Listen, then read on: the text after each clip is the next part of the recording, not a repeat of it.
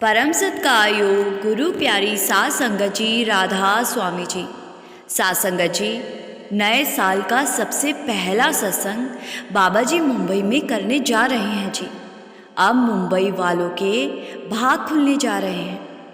आज जिस घटना के बारे में मैं आपको बताने जा रही हूँ जी, वो भी मुंबई की रहने वाली एक लड़की के साथ हुई थी जी। जब लड़की की जिद पर बाबा जी को लड़की के ससुराल जाना पड़ गया था जी। और इसी वीडियो के आखिर में मुंबई के एक ऐसे सेवादार की भी बात आपको पता लगेगी। जब एक सेवादार ने बाबा जी के दर्शन करने और बाबा जी के हाथ से प्रसाद लेने से मना कर दिया था जी। दोनों ही बातें आपके दिल को छू जाएगी जी, इसीलिए वीडियो को बीच में मत छोड़ना जी।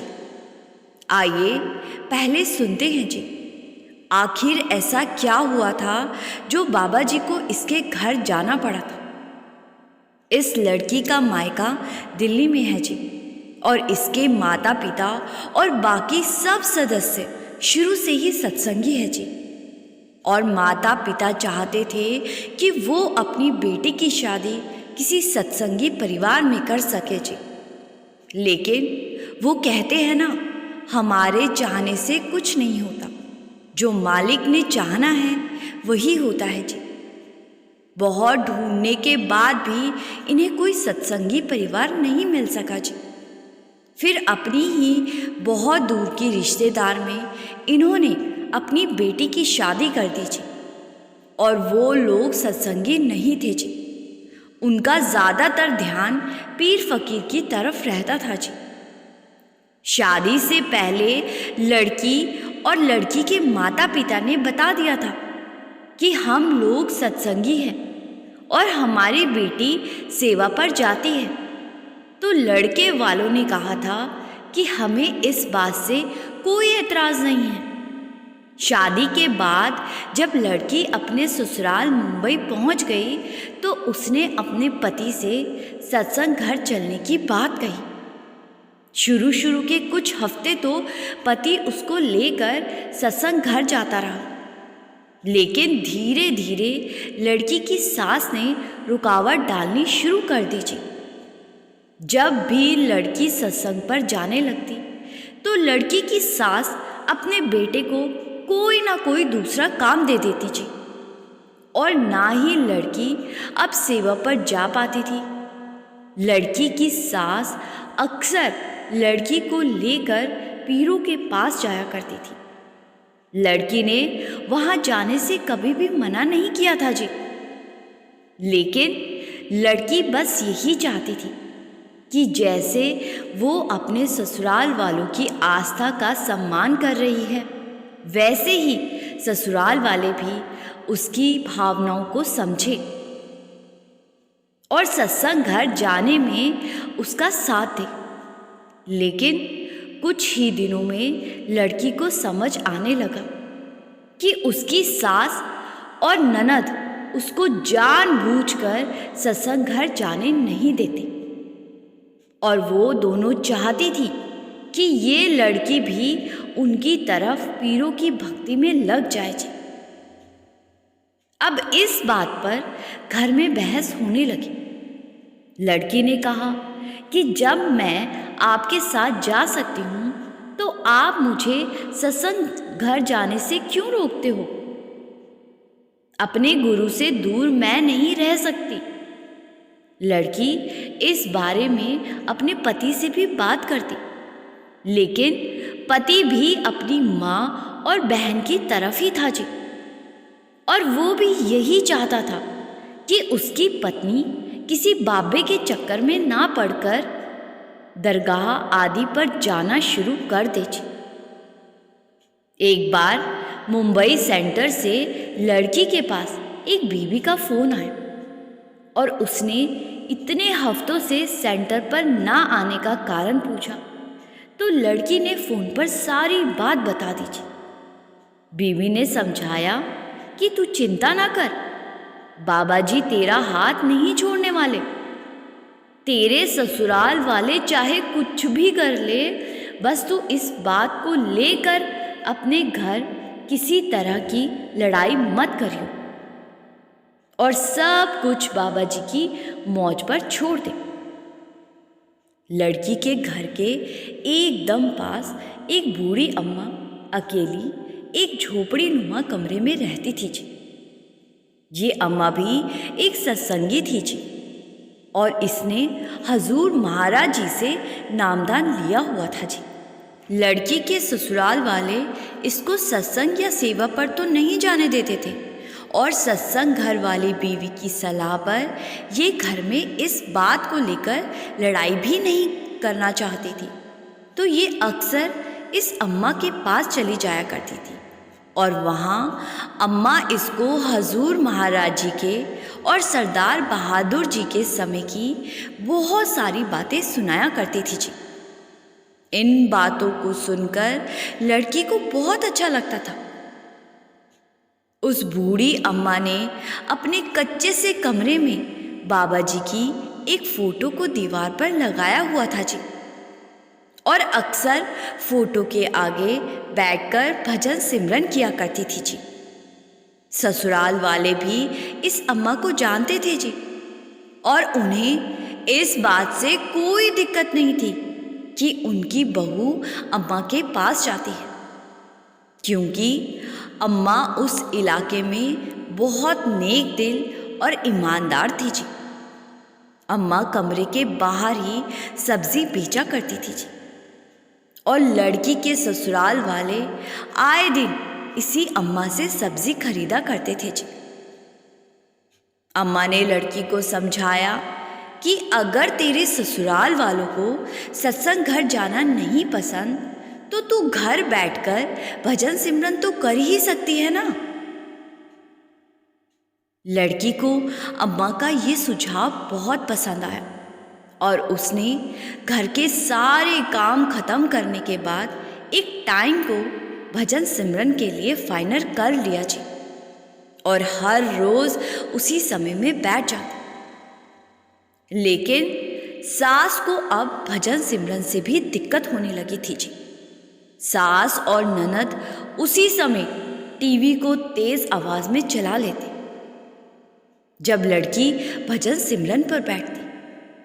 लड़की बहुत दिन तक तो सहती रही, लेकिन जब पानी सर से ऊपर चला गया तो लड़की ने अपनी सास और ननद से साफ साफ बात की और उनसे कहा कि आपके कहने पर मैंने सत्संग और सेवा पर जाना छोड़ दिया और आपके साथ पीर पर जाने लगी, लेकिन आप मुझे भजन सिमरन भी नहीं करने दे रहे। लड़की की सास कहने लगी कि ये सब फालतू की बातें हैं, इन सबको भक्ति नहीं कहते। भक्ति के लिए पीर के सामने माथे टेकने होते हैं और पीर हमारी कितनी संभाल करते हैं ये तू नहीं जानती। लेकिन तेरा बाबा तेरी इतनी भी संभाल नहीं करता कि वो तुझे सत्संग घर ले जाने के लिए यहाँ आ जाए। उसको तेरी कोई परवाह ही नहीं है। इसी बीच ननद कहने लगी कि अगर आपके बाबे को अपनी संगत की इतनी फिक्र है तो बुलाओ उनको हमारे घर, और अगर वो घर आ जाते हैं तो हम तुम्हें सत्संग घर जाने से नहीं रोकें, और अगर आज की तारीख में वो घर ना आए तो आज के बाद तुम ये भजन सिमरन भी नहीं करोगी और सिर्फ पीर की भक्ति करोगी। लड़की के पास कोई जवाब नहीं था, लेकिन उसको विश्वास था कि सद्गुरु अब कोई ना कोई चमत्कार करने जा रहे हैं। लड़की ने कहा कि आज की तारीख में मेरे बाबा जी यहाँ ज़रूर आएंगे। वो चाहे किसी भी रूप में आए, लेकिन ज़रूर आएंगे। इतना कहकर लड़की अपने कमरे में चली गई थी और बाबा जी से विनती करने लगी कि आपको आना ही पड़ेगा, नहीं तो ये लोग मुझे मेरे सद्गुरु से हमेशा के लिए दूर कर देंगे। उसी शाम मुंबई में बहुत तेज बारिश हो गई जी और चारों तरफ पानी भर गया जी। ये देखकर लड़की की ननद कहने लगी, अब आपका बाबा कैसे आएगा? चारों तरफ तो पानी भर गया है। सास संगत जी, मुंबई की बारिश का तो हम सबको पता है, बाढ़ जैसे हालात हो जाते हैं। लेकिन थोड़ी देर के बाद एक चमत्कार हुआ जी। इनके घर का किसी ने दरवाज़ा खड़खड़ाया और जब लड़की की सास ने दरवाज़ा खोला तो सामने वही बूढ़ी अम्मा खड़ी थी, जिसका झोपड़ी नुमा कमरा इनके घर के एकदम पास था जी। अम्मा के एक हाथ में सामान की पोटली थी और दूसरे हाथ में पॉलीथीन से लिपटी हुई एक तस्वीर। अम्मा कहने लगी कि मेरे कमरे में पानी भर आया है, इसीलिए आप मुझे अपने घर के आंगन में आज रात रुकने की इजाज़त दे दो। अब क्योंकि अम्मा के आसपास वाले सब इज्जत करते थे और लड़की के ससुराल वाले भी अम्मा के बहुत करीबी थे, तो लड़की की सास ने कहा कि अम्मा आप बाहर क्यों रहोगी, आप अंदर ही आ जाओ और आराम से यहाँ रुको। अम्मा अंदर आए और एक साइड में ज़मीन पर बैठ गई थी और अम्मा ने पॉलीथीन से लिपटी तस्वीर से पॉलीथीन उतारा और वो तस्वीर बाबा जी की थी जी। अम्मा ने बड़ी इज्जत के साथ बाबा जी की फ़ोटो को वहाँ एक मेज़ पर रख दिया जी। अम्मा कहने लगी कि बारिश में मेरे सद्गुरु की तस्वीर खराब हो जाती और मेरे पास दूसरा स्वरूप भी नहीं है, इसीलिए मैं बाबा जी के स्वरूप को भी साथ ले आई। अम्मा कहने लगी कि जिन्हें विश्वास नहीं उनके लिए सिर्फ एक तस्वीर हो सकती है ये, लेकिन जिन्हें विश्वास है उनके लिए ये कोई तस्वीर नहीं बल्कि बाबा जी खुद उनके सामने बैठे हैं। ये सारी बात लड़की की ननद और सास और लड़की खुद भी सुन रही थी जी। और लड़की अपनी सास और ननद की तरफ देखकर कहने लगी, मेरे सद्गुरु तो इतनी बारिश में भी घर आ गए, इसीलिए अब आप मुझे सत्संग और सेवा पर जाने से मत रोकना। लड़की की सास और ननद देखती की देखती ही रह गई जी। सास संगत जी, यहाँ चमत्कार वाली बात ये हुई कि ये अम्मा पिछले 25 से 30 सालों से उसी कमरे में रह रही थी और कितनी भी बारिश हो जाए लेकिन अम्मा के कमरे तक पानी नहीं पहुंचता था। और उस दिन बाबा जी ने ऐसी लीला रची जिससे कि बारिश का पानी अम्मा के कमरे तक चला गया जी। और अम्मा को पनाह लेने के लिए लड़की के घर आना ही पड़ गया जी, क्योंकि बाबा जी अपने सत्संगी सेवादारों को अपने से दूर कैसे होने दे सकते हैं।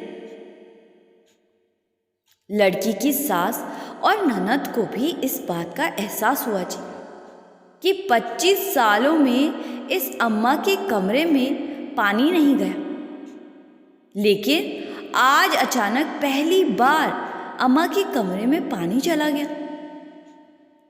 उसके बाद लड़की के ससुराल वालों को भी सद्गुरु की ताकत का अंदाज़ा हो गया जी और उन्होंने लड़की को फिर कभी परमारथ की तरफ जाने से नहीं रोका जी।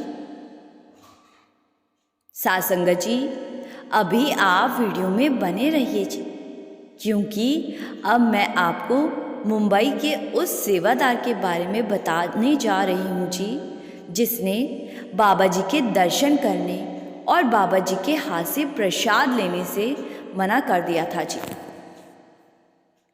मुंबई भंडारे से पहले वहाँ सेवा चल रही थी। हर बार की तरह सेवादारों ने दिन रात एक कर रखा था जी और बिना रुके सेवा कर रहे थे जी, क्योंकि सबको बाबा जी के आने से पहले सारी तैयारियां पूरी करनी थी जी। आसपास के शहरों से बहुत सारे जत्थे मुंबई सेंटर में सेवा करने पहुंचे हुए थे जी। मुंबई के पास लगती जगह पनवेल से एक सेवादार मुंबई सेंटर में सेवा करने पहुंचे थे जी। ये सेवादार बुजुर्ग थे और जिस दिन ये मुंबई सेंटर पर पहुंचे थे उसी दिन शाम को बाबा जी ने मुंबई पहुंचना था जी। और बाबा जी जत्थों को स्पेशल दर्शन के साथ अपने हाथ से प्रसादी भी देते हैं जी। पनवेल से आया ये सेवादार जब मुंबई पहुंचा तो सेंटर पर आने के बाद इस बुजुर्ग की तबीयत थोड़ी खराब हो गई जी। और साथ ही सेवादारों ने देखा कि तबीयत खराब होने के कारण वो सेवा नहीं कर पा रहा, लेकिन फिर भी सेवा करने की कोशिश कर रहे हैं जी। साथी सेवादारों ने उन्हें जाकर आराम करने की सलाह दी जी और किसी ने उन्हें दवाई भी दे दी। और एक साथी सेवादार इस बुजुर्ग सेवादार को ले गया और वहाँ एक कमरे में बिठा दिया जी और कहा कि जब आप ठीक महसूस करो तो आप फिर से सेवा करने के लिए आ जाना, क्योंकि हमने देखा है कि आप सेवा करने की कोशिश तो कर रहे थे लेकिन आपकी तबीयत साथ नहीं दे रही थी जी, इसीलिए आप यहाँ आराम कर लीजिए। ये कहकर वो साथी सेवादार वहां से वापस सेवा वाली जगह पर आ गया जी। बुजुर्ग सेवादार की तबीयत लगभग शाम के 4 बजे थोड़ी ठीक हुई तो उन्होंने सोचा कि अब जाकर सेवा कर लेता हूँ। तो उन्होंने चाय पी और वहाँ से उठकर सेवा करने जाने लगे जी। लेकिन वहाँ सभी सेवादारों को एक लाइन में बिठाया जा रहा था, क्योंकि कुछ ही मिनट में बाबा जी जत्था दर्शन देने आ रहे थे जी। बुजुर्ग सेवादार वहीं पीछे ही रुक गए और कुछ देर के बाद बाबा जी वहाँ आए और बाबा जी ने जत्थों को दर्शन दिए जी और प्रसादी के पैकेट भी दिए जी। साथ संगत जी, बाबा जी जो तो जानी जान थे। बाबा जी को पता था कि एक सेवादार वहाँ दूर खड़ा हुआ है, तो बाबा जी ने किसी को कहा कि आप उन्हें यहाँ बुलाकर लाइए। बुजुर्ग सेवादार बाबा जी के बुलाने पर बाबा जी के पास आ गए जी। तो बाबा जी ने प्रसादी का एक पैकेट बुजुर्ग के हाथ में देना चाहा, लेकिन बुजुर्ग ने मना कर दिया जी और कहने लगे कि हे मेरे सच्चे पातशाह, आज मेरा हक नहीं है आपके हाथ से प्रसाद लेने का। आपने अपने पास बुलाकर दर्शन दिए, आपका बहुत बहुत शुक्र है जी। बाबा जी ने प्रसाद ना लेने का कारण पूछा तो बुजुर्ग कहने लगे कि बाबा जी, इस प्रसाद पर तो सेवा करने वालों का हक होता है, जबकि मैंने तो कोई सेवा की ही नहीं। सुबह सेवा शुरू ही हुई थी कि मेरी तबीयत बिगड़ गई और मैं यहाँ से चला गया। फिर मैं इस प्रसाद का हकदार कैसे हो सकता हूँ? बाबा जी मुस्कुरा पड़े जी और बाबा जी ने समझाया कि आप यहाँ सेवा करने ही आए थे ना, आपका भाव तो सेवा करना ही था ना। इस बात से कोई फर्क नहीं पड़ता कि आपने कितनी सेवा की, और आपने सेवा ना करने का कोई बहाना तो बनाया नहीं था। सच में आपकी तबीयत खराब हुई थी और मैं जानता हूँ खराब तबीयत के बाद भी आप तब तक सेवा करने की कोशिश करते रहे जब तक दूसरे सेवादारों ने आपको आराम करने की बात नहीं कही थी जी। बाबा जी ने बुजुर्ग के कंधे पर हाथ रखा और समझाया कि जितना हक दूसरे सेवादारों का है उतना ही आपका भी हक है। इसीलिए आप बड़ी खुशी के साथ प्रसाद लीजिए। बाबा जी की इतनी सहजता और इतना प्रेम देखकर बुजुर्ग रो पड़े जी, और उन्होंने बाबा जी से प्रसाद ले लिया जी। सासंगत जी, सेवा निष्काम होनी चाहिए। मालिक को बस हमसे यही चाहिए। हमने कितनी सेवा की, कितनी नहीं, इस बात से मालिक को कोई फर्क नहीं पड़ता। बहुत सारे सेवादार अपनी तुलना दूसरों से करने लगते हैं कि हमने उसके बराबर सेवा नहीं की या उसने हमारे बराबर सेवा नहीं की। तुलना का मतलब है गिनती, और जब सेवा को गिनती में ले आएंगे तो ऐसी सेवा सफल नहीं होती जी। बाबा जी की नज़र में सभी सेवादार बराबर हैं।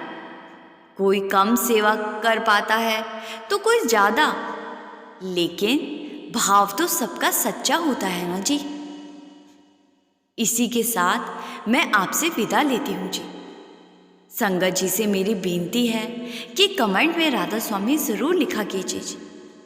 और जिन संगत ने अभी तक संगत के अपने इस चैनल रूहानी सफ़र को सब्सक्राइब नहीं किया, उनसे भी मेरी बेनती है कि वो सब्सक्राइब कर इस चैनल का एक हिस्सा ज़रूर बने जी। गुरु प्यारी सास संगत जी, राधा स्वामी जी।